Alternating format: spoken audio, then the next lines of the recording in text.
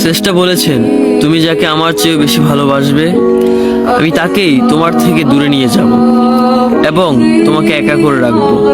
তিনি আরো বলেছেন, কখনো বলবে না তুমি তাকে ছাড়া বাঁচবে না, তবে তাকে ছাড়া আমি তোমাকে বাঁচাবো এবং পিছনের অনুগত সব আবেগ পুড়িয়ে নিয়ে তোমাকে দিব্যি সামনে নিয়ে যাব। তুমি কি দেখো না, ঋতুরাও বদলে থাকে, ছায়া দেয় যে গাছটা শুকিয়ে গেছে। তোমাদের ধৈর্য হারিয়ে যায়, কিন্তু তোমার শ্রেষ্ঠা ধৈর্যশীল এবং পরম দয়ালু। সেই ঝরে যাওয়া পাতার ঢাল থেকে আবারও সবুজ পাতা গজায়। তুমি দেখো না তোমার শ্রেষ্ঠার নিদর্শন, যে মানুষটাকে তুমি নিজের অংশ ভাবতে সেই মানুষটাও একদিন অচেনা হয়ে যায়, তোমার মন ভেঙে যায়।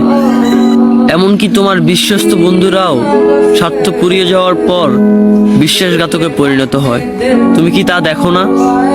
যে মানুষটাকে নিজের জীবনের চেয়েও বেশি ভালোবাসতে সেই মানুষটাও প্রতারণা করে। তবে তুমি কেন চেষ্টার বিমুখ হয়ে মানুষকে ভরসা করো? অদ্ভুত এই পৃথিবীতে যখন তুমি ভাবো এটা হবে না কখনোই, কিন্তু কিছুক্ষণ পর সেটাই হয়। সেটাই হবার নয় কি? তুমি বলো আমি পড়বো না, অথচ তুমি পড়ো। তুমি বলো আমি বিরক্ত হব না, অথচ রোজ তুমি বিরক্ত হও।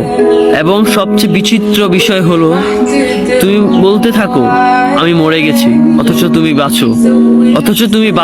তোমার চেষ্টা তোমাকে বাঁচায়, তোমার চেষ্টা তোমাকে বাঁচিয়ে রাখে।